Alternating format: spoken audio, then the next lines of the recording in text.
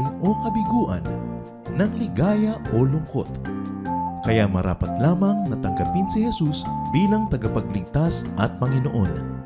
At matapos yun ay panariwain ang katapatan at paglapit sa Kanya bawat araw o day by day. Ang day by day ay naglalayong umalalay sa pang-araw-araw na pamumuhay. Narito po si Kuya Ed Lapis sa mensaheng pinamagatang Fear of Death.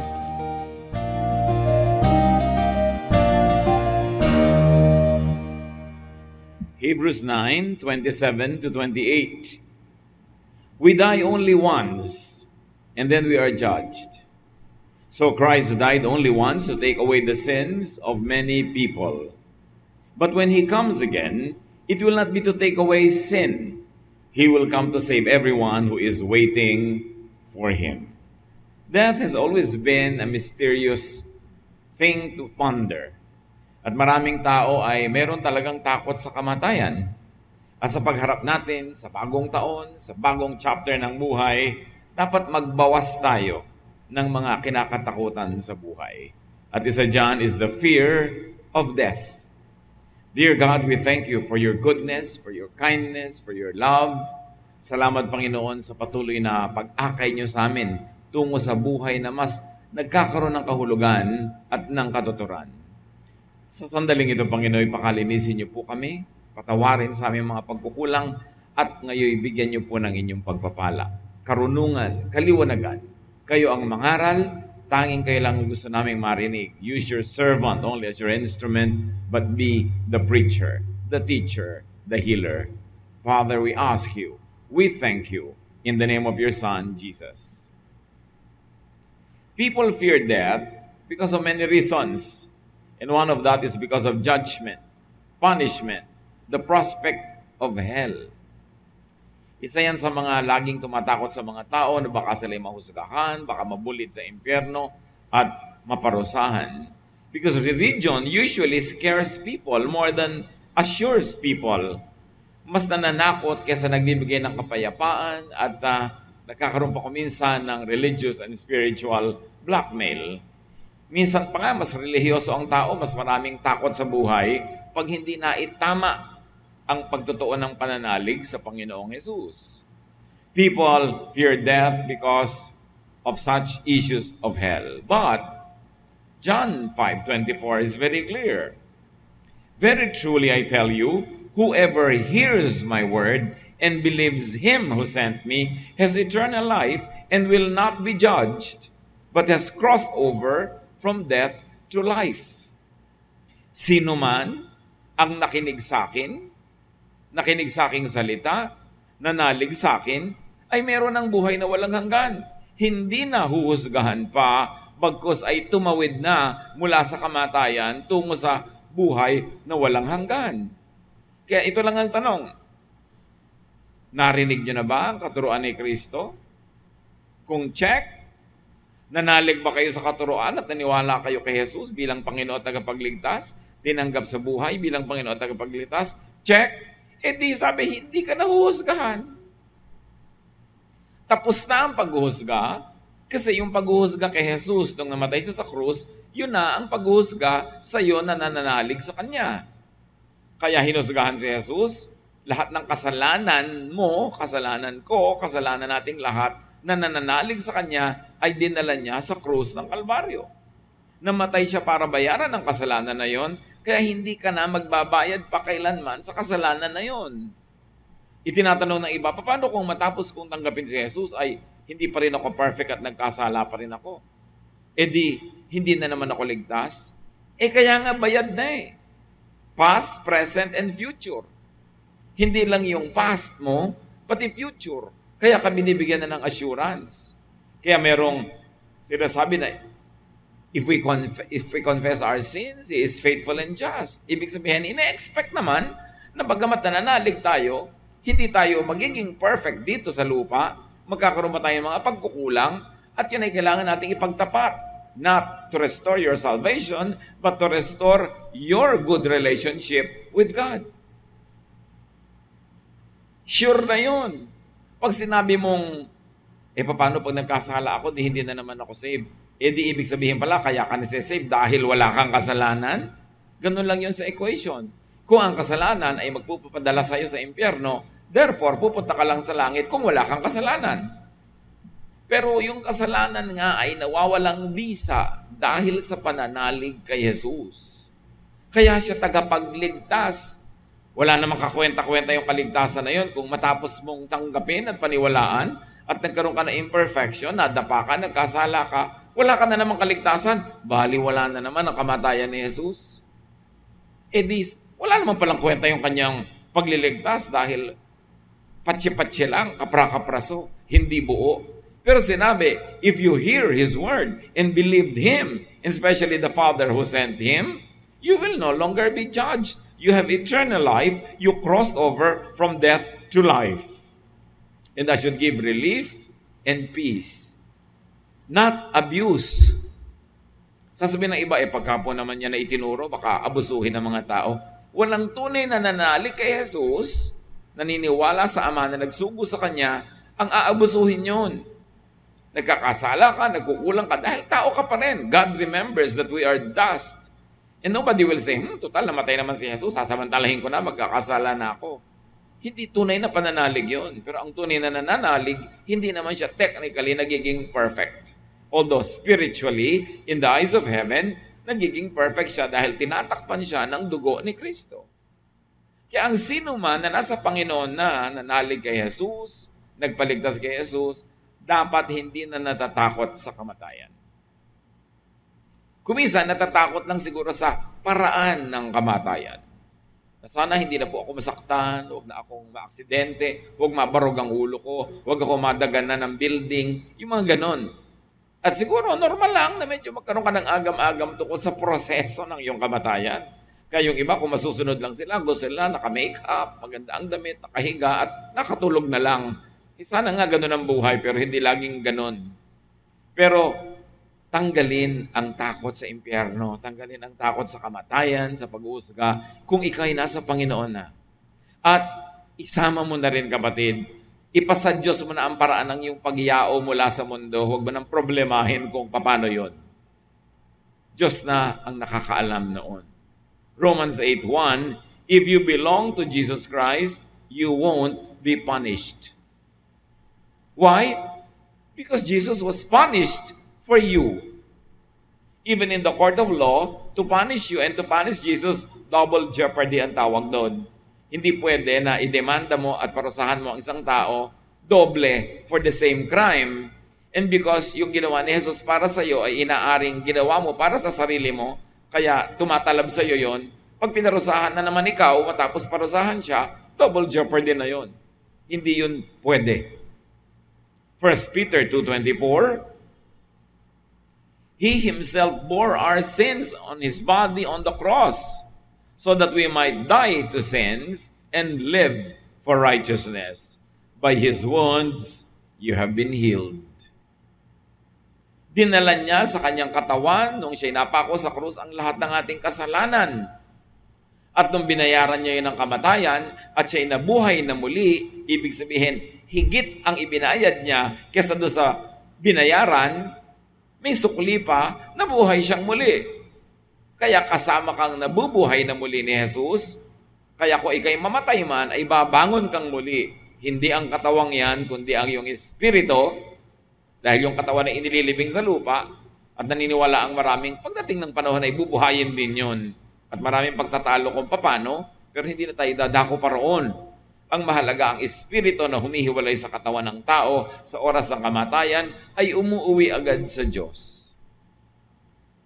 At kung ikaw ay nabubuhay pa, mabubuhay ka para sa katuwiran, sa kabutihan, sa kagandahang loob, bagamat hindi inaasahan that you will be 100% perfect.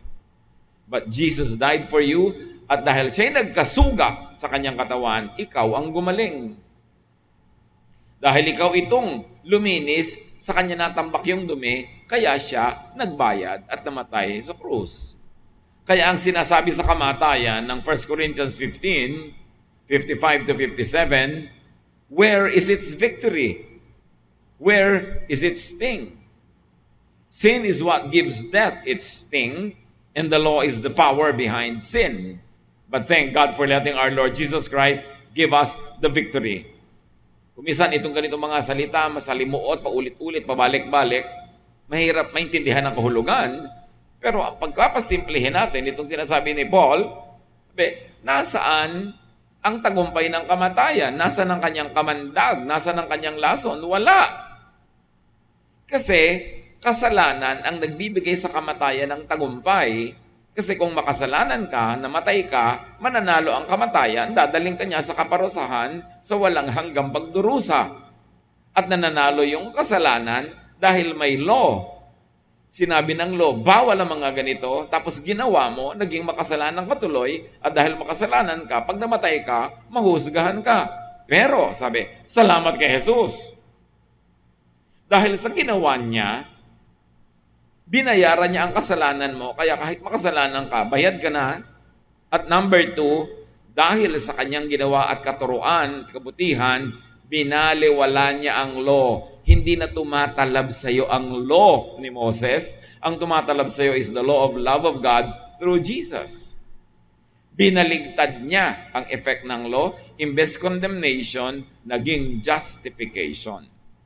Imbes parusa, naging gantimpala pa dahil kay Jesus.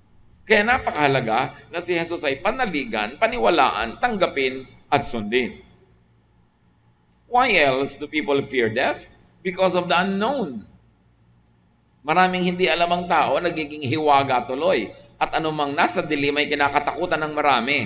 Pero pag tinapunan mo ng liwanag, hindi naman pala nakakatakot. Yun lang palang dilim ang nagpapamukhang nakakatakot ito. At ganoon ang kamatayan, parang maraming dark areas. Kasi hindi naman totally ipinaliwanag kung paano, ano mangyayari, kailan, saan. Kaya tuloy kinakatakutan. But Psalm 23 verse 4 says, I may walk through valleys as dark as death, but I won't be afraid. You are with me, and your shepherd's rod makes me feel safe. Even though I walk through the valley of the shadow of death, I will fear no evil, for thou art with me. Thy rod and thy staff, they comfort me. Sabi ng ibang versions. Kahit daw maglakad pa siya sa pinakamadilim na libis, mga libis ng kadiliman, di siya matatakot dahil kasama niya ang Diyos. Hindi siya nag-iisa. At yung pamalo ng Diyos ay parang pamalo ng isang pastol, na pamalo yon hindi sa pastol, hindi na pinapastolan ng mga tupa, kundi sa mga leon, mga tigre, mga wild animals na gustong saktan yung tupa. At dahil nakikita mo yung pamalo na yun ng Diyos, hindi yung para sa'yo, hindi ka natatakot, lalo kang gumagaan ng loob sapagkat alam mong yun ang ipamamalo sa anumang mga babangis na hayop na gusto kang salakayin. Ang lagi kasing itinuturo ng religion, papaluin ka ng Diyos, ikaw lagi ang natatakot na papaluin. Ang papaluin nga ng Diyos yung mga gustong sumakit sa'yo, manakit, manira. Hindi na ipapakilala ang Diyos ng tama dahil laging ginagamit ang Diyos na panakot. Takot tuloy yung umiiral sa puso ng mananampalataya. At di man natin alam kung ano ang mga detalye ng kamatayan, ng buhay na walang hanggan. Alam yun ang Diyos. May plano siya. At sapat nang naniniwala tayo sa Kanya para magkaroon tayo ng kapayapaan na alam niya ang Kanyang ginagawa. Jeremiah 29:11, For I know the plans I have for you, declares the Lord. Plans to prosper you and not to harm you. Plans to give you hope and a future. Sabi ng Diyos, alam na alam ko ang mga plano ko para sa iyo. May plano ako para sa inyong lahat. Ang planong ito ay para kayo pasaganain, hindi para kayo saktan. Planong ito ay para bigyan kayo ng pag-asa at ng magandang kinabukasan. So hindi mo man alam, manahimik ka na lang kasi alam ng Diyos kung ano ang darating sa atin. God knows. God has a plan. Romans 8:18, I am sure that what we are suffering now cannot compare with the glory that will be shown to us. So meron ka mang pagdurusa, minsan meron ka mang pagdududa, meron ka pag-iisip.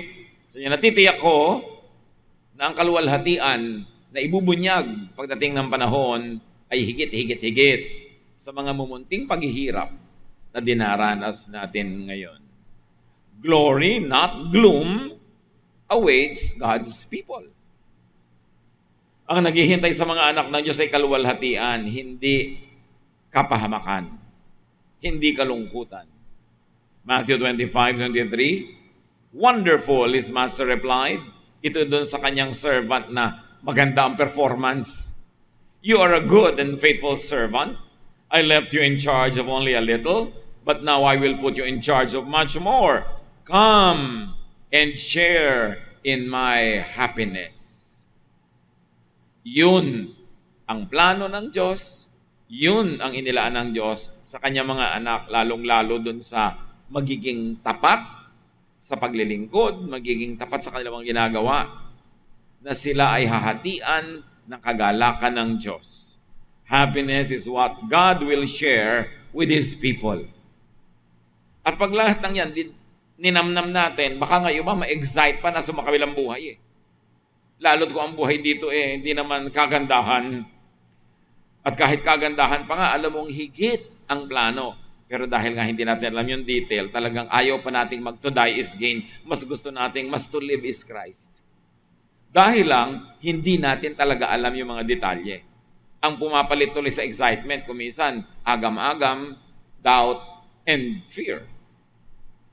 People fear death because of disconnection with earthly life and relations. Isa yan na tumatakot sa atin sa kamatayan, na malalayo tayo sa mga mahal natin sa buhay, mapuputol ang ating interaction, ang ating koneksyon.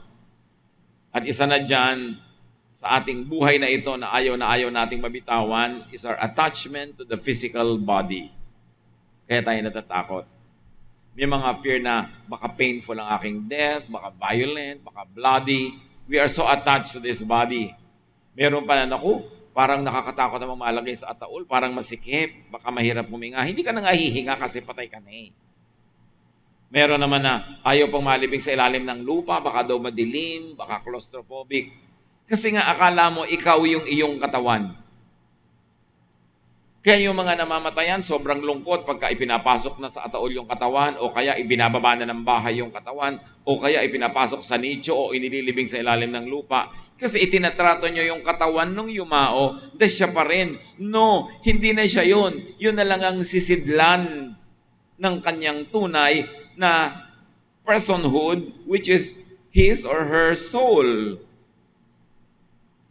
Pagkalagot ng hininga, ang hininga ng mananampalataya ng anak ng Diyos, ang kaluluwa, ay bumabalik na agad sa Diyos. Wala na yun doon sa lamayan, wala na yun sa burol, wala na yun doon. Nasa Panginoon na, at ang naiiwan na lang ay yung katawan. So, while people might be afraid about their physical body, but what Ecclesiastes 12:7 says must be considered. And the dust returns to the ground it came from, and the spirit returns to God who gave it. Ang katawang lupang alikabok ay bumabalik sa lupa para maging alikabok muli. At ang espiritu na inilagay dito ng Diyos ay babalik sa Diyos na siyang nagbigay. So huwag na tayong masyadong malungkot pag nakikita natin yung katawan na inililibing o kung ano man ang ginagawa doon. Minsan ayaw pa magpa-cremate ng iba dahil baka paano daw siya bubuuin uli ng Diyos. Pagdating ng araw, bakit kung buo ka bang inilibing at naging alikabok ka rin doon, di bubuuin ka pa rin. Hindi ka naman nananatiling buo. Problema na ng Diyos yun kung paano niya bubuuin, kung bubuuin niya as is. But the point is, you are not your body. You are your spirit. You are that life that came from God that was temporarily sheltered in that body. Akala kasi natin tayo yung katawan natin. For a while, yes. As long as the spirit lives in the body. Kaya, kung iunawain natin ang mga katuruan na ito, mas gagaan sa ating pakiramdam. Yung paghihiwalay, yung paglilibing, yung kamatayan ng katawan. Kasi alam nating hindi naman talaga namatay yung tao, yung katawan lang. Kasi dati namang walang buhay yung katawan na yun eh. Yung mga bahagi ng lupa na nasipsip ng ugat ng papaya, nagkabunga yung papaya, kinain mo yung papaya, naging bahagi mo. Natural dapat bumalik ulit sa lupa yun para maging abukado naman o maging santol. Magpapabalik-balik kasi kung hindi naman babalik sa lupa ang katawan ng tao, din naubos yung lupa. Kasi nakain na natin lahat yung laman ng lupa, generation to generation to generation, wala nang babalik. Wala nang sustansya yung lupa. Hindi tayo katawan natin lamang. Tayo'y espiritu. At yun ang mahalaga. People can be afraid of death because of their attachment to people. Ayaw na maghiwalay. Pero, bakit? Bago ba kayo isinilang, magkasama na yung espiritu nyo? So habang yung katawan nyo nasa lupa, pinahiram ng laman na espiritu, doon lang kayo nagkakaroon ng relasyon. Kaya pinoproblema ng iba, tinanong nila si Jesus, paano po sa kabilang buhay kung isang tao ay nagkaroon ng 7 asawa? Sino na ang asawa niya sa kabilang buhay? Bakit? Kasi ina-expect nila na yung buhay dito sa mundo, sa kabilang buhay, ganun-ganun pa rin. May asawa ka pa rin, may ganito ka pa rin. Kaya yung mga ibang matatandang kultura, dala-dala yung mga palayok nila, yung mga suklay, yung mga araro, kasi akala nila, yung ginagawa nila dito, gagawin pa rin nila sa kabilang buhay. Pero alam natin, hindi. Lahat ng mga antik natin na nahukay sa ating mga ninuno, mga alahas nila, mga palayok nila, hindi naman talaga nila nadala sa kabilang buhay, na iwan sa lupa. Sa mga libingan sa Egypt, yung mga kayamanan ng mga pharaoh, ng mga royal families, dala-dala nila hanggang mga salamin, mga panggupit ng kuko, mga pang-makeup. Nandun, naiwan. Kasi yung nasa lupa, pang-lupa lang yun. Kaya yung mga relasyon din natin sa lupa, dapat nating maintindi na hindi ganun ang mangyayari pag tayo pare-pareho ng nasa piling ng Diyos. Kaya ang sagot ni Jesus sa nagtanong kung ano mangyayari, sino magiging asawa sa kabilang buhay kung maraming naging asawa dito, isa-isang namatay, pero asawa lahat. Matthew 22:30, at the resurrection, people will neither marry nor be given in marriage. They will be like the angels in heaven. So sabi, huwag niyong asahan na magpapatuloy pa yung mga ganun. May maiiba. At lahat ng mananampalataya, lahat ng anak ng Diyos ay magmimistulang mga anghel. Mga banal, mga walang earthly attachments. At mapapawalan sila mula sa mga earthly cares and earthly worries, earthly jealousies and quarrels and contests. Kasi kung itutuloy mo lang doon yung sistema dito, tuloy din yung mga awayan, mga selos, mga galit, mga contest, maiiba yun. At yung detalye ng pagkakaiba-iba, hindi naman laging nilinaw, pero magtiwala na rin tayo na yung pagkakaiba nun is for the better. For the best, in fact. Some people fear death because of their attachment to earthly lifestyle. Tulad ganon, pinoproblema kung sinong mapapangasawa. 1 Corinthians 2:9, however, it is written, what no eye has seen, what no ear has heard, and what no human mind has conceived, the things God has prepared for those who love Him. No eye has seen, no ear has heard, no mind has conceived what God has prepared for those who love Him. So ano man ang ating pag-i-imagine ngayon, huwag na lang tayo magpagod kasi ang pinakamataas nating pag-iisip, kapos, hindi kayang magkasya sa ating utak, yung kaluwalhatian ng inihanda ng Diyos para sa kanyang mga anak. Nakaka-excite isipin yung gano'ng mga bagay. Lalo sa napakarami ng nalasap na sarap at ginhawa at saya sa buhay, ang dami pa palang higit kaysa ron na naghihintay sa mga anak ng Diyos. Nung si Jesus ay nasa bangka na may kasama siyang mga disipulo at bumagyo, natakot ang mga disipulo na sila'y masaktan, lumubog, malunod, at mamatay. Ginising nila si Jesus. Si Jesus naman, pinapayapa yung bagyo. Pero pagkatapos doon, sabi niya sa Matthew 8:26, why are you so afraid? You surely don't have much faith. Yung kawalan ng pananalig sabi ni Jesus, yan ang ugat ng inyong mga takot. Kaya kayo natatakot, wala o konting masyado ang inyong pananampalataya. Fear is inversely proportionate to lack of faith. Meaning, the less faith, the more fear. So kung mas matatakotin tayo, isa lang ang ibinubunyag noon, konti ang ating pananalig sa Ama at sa Anak. Now, fear is in the mind. Yang fear, yang takot, nasa isip yan. Iniisip lang yan. Kaya ang pangontra dyan, isip din. Only what is also in the mind can defeat fear, and that is faith. Dapat bawat naiisip nating katatakutan, palitan ng pananalig, palitan ng paniniwala, palitan ng pagtitiwala sa Diyos. Luke 17:5, the apostles said to the Lord, "Make our faith stronger. Increase our faith." So dapat dagdagan ng pananalig, manalangin, magtiwala, at kung kulang at kulang, humingi sa Diyos ng dagdag na pananalig tulad ng ginawa ng mga apostles. Kasi alam nila yung pananalig nila kulang at kulang, humingi sila ng dagdag pa. At dagdagan din ng knowledge.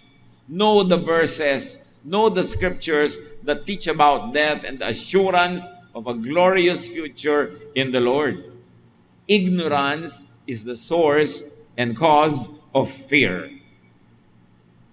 Kaya dapat may knowledge. Know God's will and plan for His people. Though they are not exactly detailed, but there's enough outline for you to understand the general direction of how things will be in the future. And that will lead to hope and to peace. At pinakamahalaga, hope and peace. Dapat yun ang hindi nawawala at dapat yun ang pinapalaki, hindi fear and trouble. 1 John 4:18, a real love for others will chase those worries away. The thought of being punished is what makes us afraid. It shows that we have not really learned to love. Ano ang kaugnayan ng pagmamahal sa kapwa at pananalig sa Diyos na nagbubunga ng kapayapaan? Sabi ni Jesus, kaya kayo matatakotin ay kulang kayo sa pag-ibig. Hindi pa kayo nakakaranas ng pag-ibig, hindi kayo umiibig ng sapat. Anong kinalaman ng fear sa love? Kung ikaw magulang, o anak, o kapatid, o asawa, mahal mo yung mahal mo. Lalo magulang, mahal mo ang anak mo. Alam mo na dahil mahal mo siya, hindi mo siya pababayaan. Hindi mo siya ipahahamak. Hindi mo siya nanaising masaktan, magdusa. Mahal mo siya kaya ganon. Kung nagmamahal ka, doon ka lang makakaintindi kung gaano magmahal ang Diyos. Kasi tayo'y tao lang, makasalanan, kulang, pero magaling tayong magmahal. Lalo't nagpasya tayong magmahal talaga. Talagang sacrificial ang pagmamahal natin, nagtitiis tayo, nagdurusa para sa mahal natin. Pagka alam mo na yung ganung uri ng pag-ibig, magkakaroon ka na ngayon ng panukat, bagamat hindi sapat, pero magkakaideya ka kung gaano ka aalagaan ng Diyos, kung gaano ka ipag-aadya ng Diyos sa masama, kung paano niya ihahanda ang mabuti para sa iyo. Dahil kung ikaw nga na magulang na makasalanan, mabuti sa iyong anak, lalo naman na magulang natin sa langit na walang kasalanan, mas mabuti siya sa atin. That's why love is the key that will open up your understanding to peace and security. Because whoever you love, you want to do good things for that person. But God loves us, therefore gagawan niya tayo ng mabuti. At magkakaroon ka lang ng clue sa pag-ibig ng Diyos kung ikaw mismo marunong umibig. Pero kung magdududa ka sa pag-ibig ng Diyos, magdududa ka rin sa Kanyang magandang layunin sa iyo. At ang nagdududa lang sa pag-ibig ay yung hindi umiibig. Pag alam mong magmahal, alam mong gagawin mo ang lahat para sa mahal mo. And infinitely more than how we love is how God loves us. That's why if you love others, you will have a key in understanding how much God loves us and how secure we are in God's hands. Kaya sabi sa Romans 8:35 to 39, who shall separate us from the love of Christ? Shall trouble, or hardship, or persecution, or famine, or nakedness, or danger, or sword? No, in all these things, we are more than conquerors through Him who loved us. For I am convinced that neither death nor life, neither angels nor demons, neither the present nor the future, nor any powers, neither height nor depth, nor anything else in all creation will be able to separate us from the love of God that is in Christ Jesus our Lord. Sabi niya, nananalig ako. Wala akong agam-agam, wala akong kaduda-duda na wala anuman, sino man na makapaglalayo sa atin mula sa pag-ibig ng Diyos sa pamamagitan ni Jesus. Kamatayan man o buhay, nakaraan man o kinabukasan pa, ganon, anghel man o demonyo, walang makakakayang maglayo sa atin sa Diyos dahil kay Jesus. Not even death. In fact, death will make us closer to God. Kaya napakagandang project, mga kapatid. Kung may nalalabi pa tayong malaking takot sa kamatayan, tanggalin yan. It is in the hands of God. The God who loves us and has proven His love for us by sending His Son Jesus to die in our place. So you want to be less afraid of death? You want to be less afraid of many things? Know the love of God. And the best way to know the love of God is to love others truly. Sanayan ang sarili magmahal. Ibigay ng todo-todo ang ating pagmamahal. Love generously, lavishly, dramatically. And then you will have a clue as to how much God loves you. And when you comprehend, even just for a little, how much God loves you, your fears will vanish. They will go away. Because God, who is God of gods, King of kings, and Lord of lords, loves you. And that love is enough for God to plan for you, to have a glorious future for you. And therefore, you should not be afraid of the future. Neither death nor life can separate us from the love of God. Dear Lord, thank you that you love us. Turuan niyo kaming maunawa itong mensaheng ito para matanggal o dili kaya'y malaki ang mawala sa aming agam-agam at takot sa kamatayan at sa iba pang mga bagay-bagay na ito sa buhay. Turuan niyo kami, Panginoon, sa pagmamahal namin sa aming kapwa, magagap, maunawa, maintindihan namin kung gaano niyo kami kamahal at kung gayon, we are safe, we are in good hands. Pagbulay-bulayan natin ang kahulugan nito sa ating buhay at i-apply pa rin natin sa iba pang mga tumatakot sa atin, nagtatanggal lang saya, nagtatanggal lang kapayapaan, because these things have no place in the hearts of God's people. Lord, explain this to us. Make it possible for us to comprehend that we can be peaceful, we can be at rest because of your love. Spend some time in quiet reflection.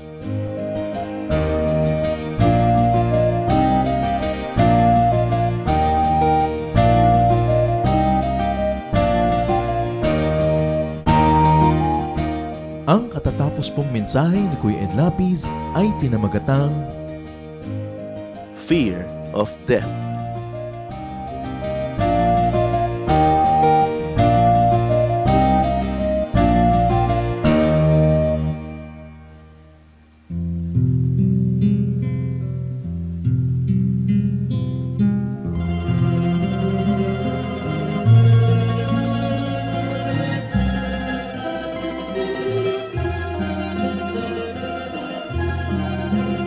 Nagdaan ng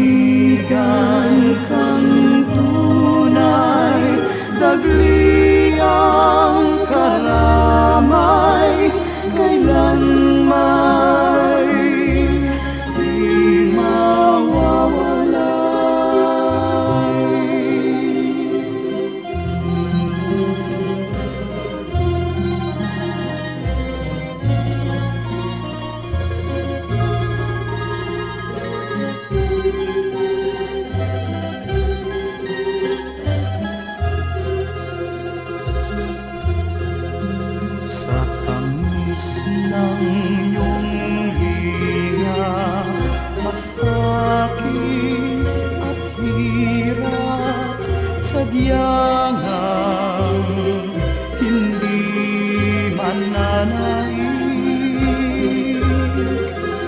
O Jesus, kaulayaw, gawin pang malinaw sa akin ang iyong pag-ibig.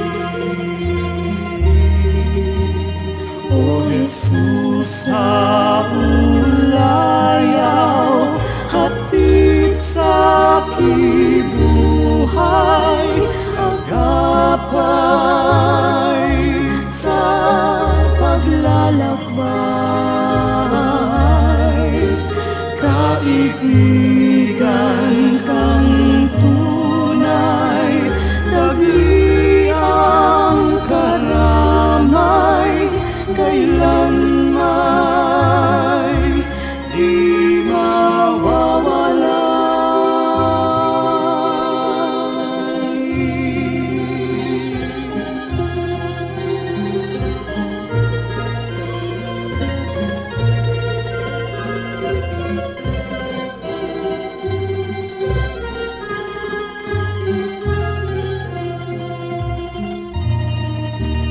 O Jesus, sa ulayaw, hatid sa aking buhay, sa tuwina'y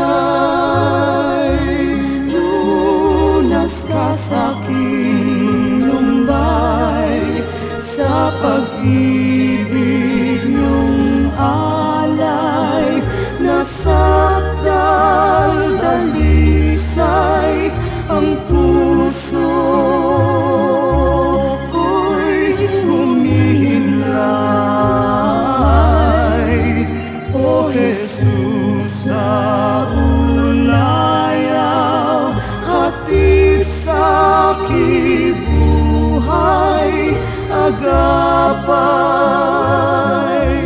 sa paglalakbay. Kaibigan kang tunay, dagli ang karamay, kailanmay di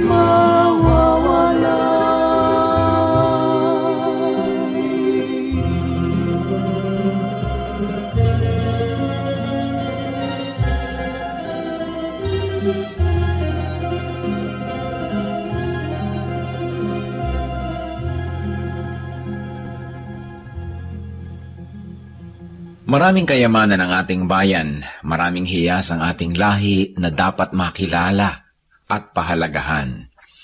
Kadalasan meron po tayong parang mababang pagtingin sa ating sarili, sa ating mga ninuno, sa ating mga katutubo, at ito marahil ay dahil lamang sa kulang tayo sa impormasyon o kaalaman, kulang tayo sa pagkilala, kaya hindi natin nakasanayan at kung minsan hindi tayo nagagandahan. Maraming kayamanan ang lahing Pilipino.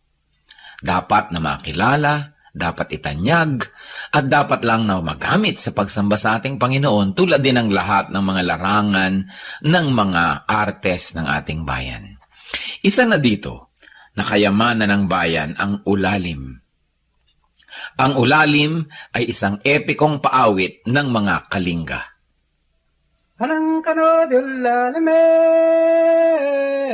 susun tatong si anang mga nakuha nakampot ko. Ang ulalim ay isang mahabang awit o epiko na nagsasalaysay ng mga pakikipagsapalaran ni Banna, ang bayani ng epiko, at ang kanyang panliligaw kay Laggunawa. Ito ay maririnig sa gabi, sa mga masasayang pagtitipon tulad ng budong o kaya sa mga tahanan bilang pang-aliw at pagkwento sa mga bata ng kasaysayan ng lahi. Nan isumin ginaka awat kad nang ngayon nyo kanda. Ang ulalim ay binubuo ng mararaming kabanata na naglalahad ng katapangan, katalinuhan, kagitingan at kakisigan ng bayani. Ang ulalim ay tulad lamang ng maraming mga epiko ng Pilipinas. Ilan na dito ang Biyag ni Lamang, Darangin, Ambahan at marami pang iba. Hanang kano dito nga lipos, kulit tong yat pwedong iso. At ang ulalim ay inaawit. Ang awit ay isang paraan ng pagkanta. Kadalasan sinasabi natin, umawit ka, ibig sabihin kumanta. Ang awit ay isang uri ng pagkanta na parang pakwento na hinahagod ang mga tunog na parang pasyon. Ang pasyon ay isang awit. At ito isang napakatandang uri ng musika sa Pilipinas. Magpahanggang ngayon ang mga makabagong mga awit o musikerong Pilipino kapag sila lumilikha ng mga tunog, kahit hindi nila sinasadya, sila ay napapaawit, humahagod, at ang pag-uri ng pagkanta ay kumukulot-kulot ang mga letra na paraan ng pag-awit ng mga katutubong Pilipino.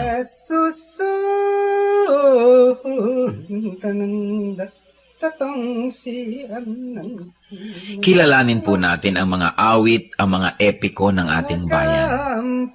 Hindi tayo salat sa mayamang kultura. Kulang lang tayo sa pag-aaral at kulang lang tayo sa pagkilala. Kung mahal natin ang Diyos ay dapat mahalin ang bayan na ibinigay sa atin. At ang bayang yan ay ang Pilipinas at ang kulturo ng Pilipinas ay dapat kilalanin, itanyag, mahalin, gamitin sa pagsamba. Ulalim, epiko, hiyas ng lahi, kayamanan ng bayan. Isumin ginaka, awet kad nang ngayon nyo kanda.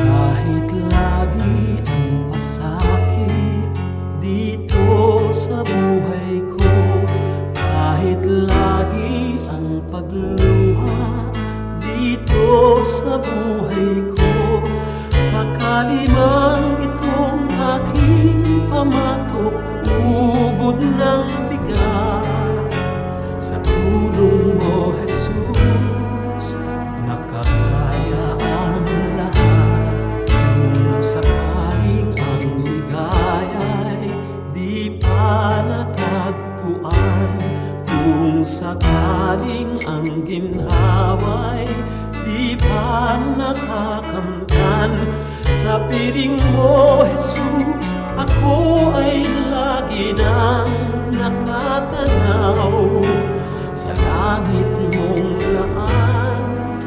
Di na mamamanglaw, pagtitiis, pagtitiis ang kailangan kong mabatid. Kaya't ikaw, Panginoon, ang aking tutularan. Pagtitiis, pagtitiis ang kailangan kong mabatid.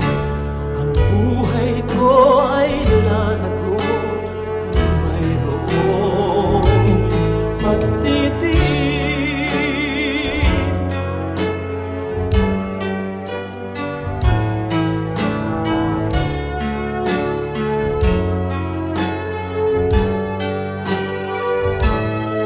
Kung sakaling ang ligaya'y di pa natagpuan, kung sakaling ang ginhawa'y di pa nakakamtan, sa piling mo, Jesus, ako ay lagi nang nakatanaw sa langit mong laan. Di na mamamanglaw, pagtitiis, pagtitiis ang kailangan kong mabatid. Kaya't ikaw, Panginoon, ang aking tutularan. Pagtitiis, pagtitiis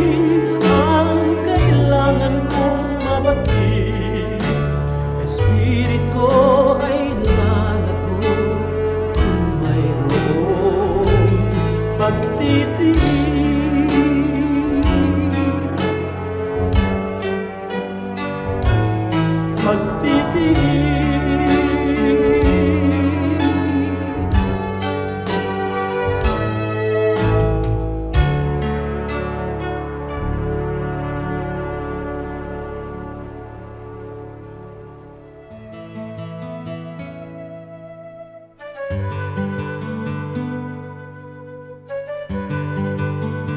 Ano ang sikreto ng kapangpangan at magaling siyang magluto?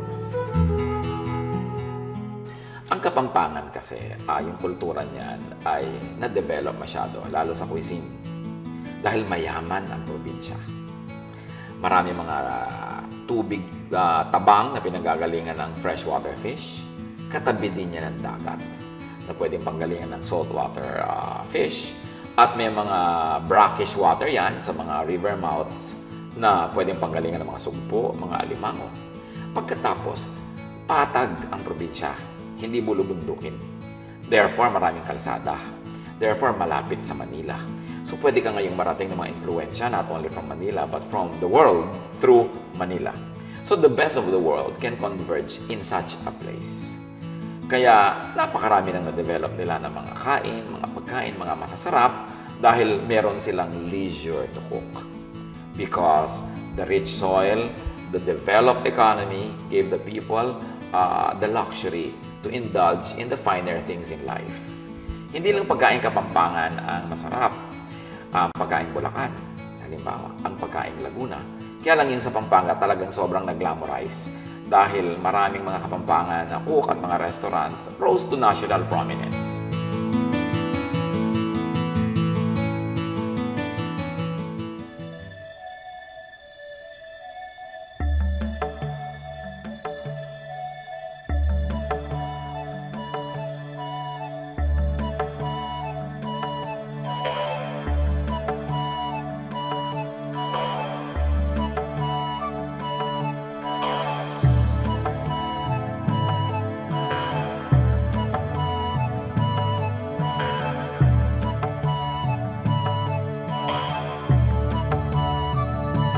Sa pagsikat ng araw hanggang sa paglubog nito, ngalan ni Jesus papupurihan.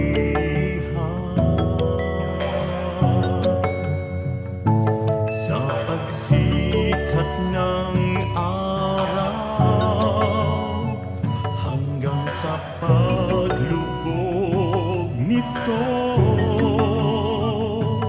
ngalan ni Jesus papupurihan.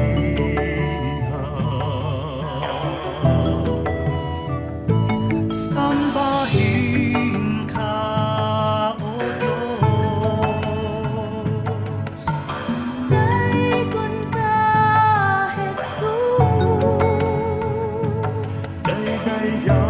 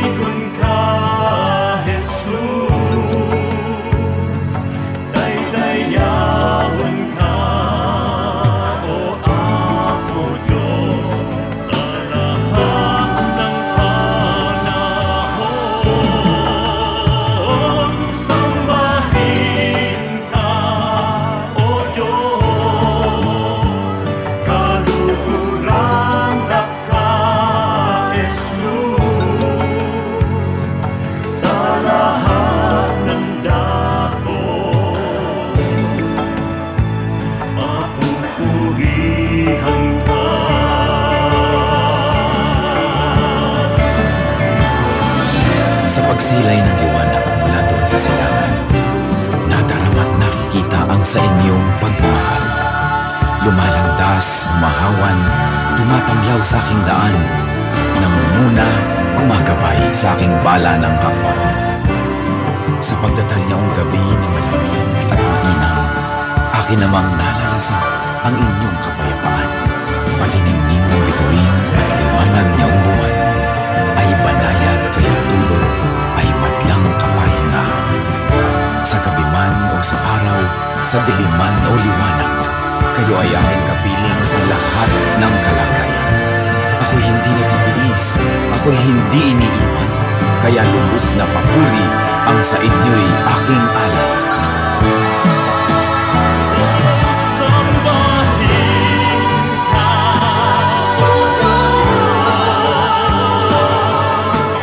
daigod ka, Jesus. Daydayawan ka, o Apo Diyos, sa lahat ng panahon. Sambahin ka, o Diyos, kaluhuran ka, Jesus, sa lahat ng dahon. Sambahin ka, o Diyos, daigod ka, Jesus. Daydayawan ka, o Apo Diyos, sa lahat ng panahon. Sambahin ka, o Diyos, kaluhuran ka, Jesus, sa lahat ng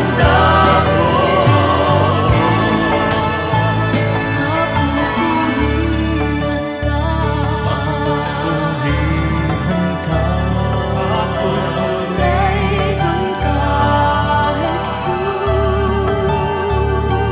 daydayawan ka, sambahin ka, O Diyos.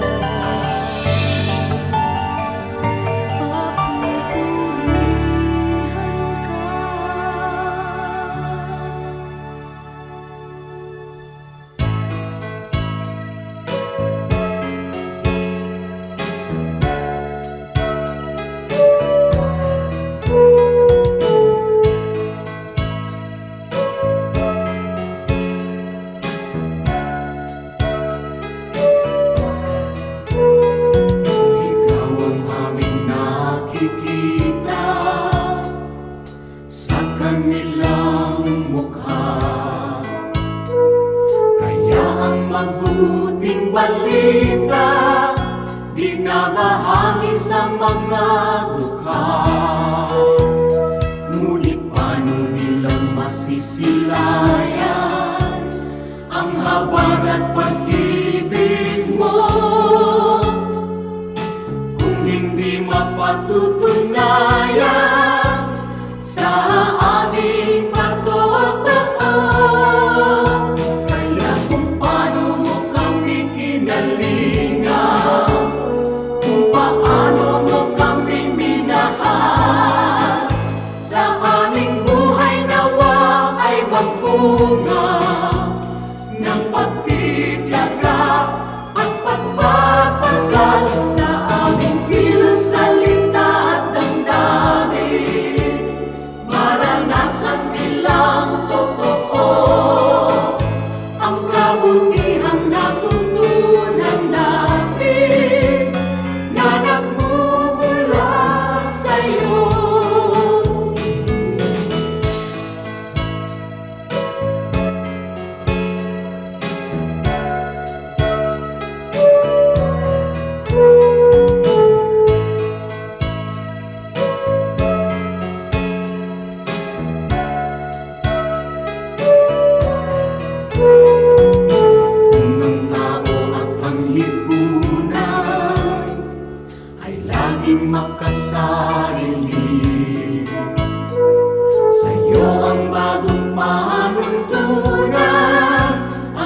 maglingkod at magsilbi.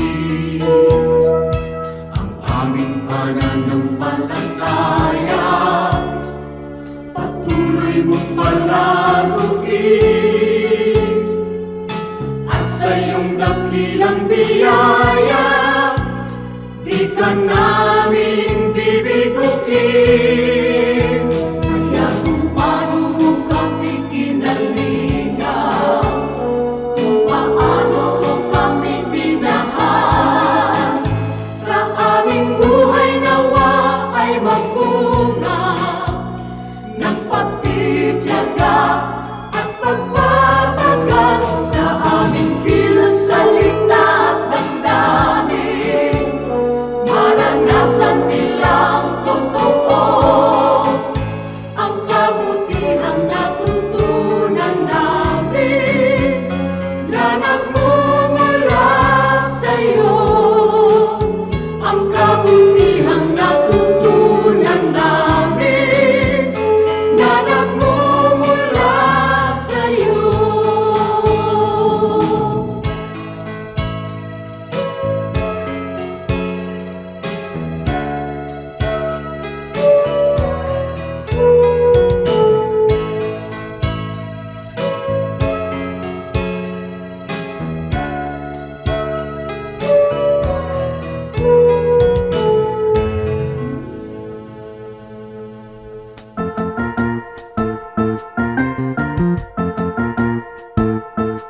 Oras na po para pansamantalang magpaalam ang programang Day by Day. Tayo po'y magsama-sama tuwing ika-6 hanggang ika-7 ng umaga, araw-araw. Magandang umaga po at mabuhay ang Panginoong Hesus!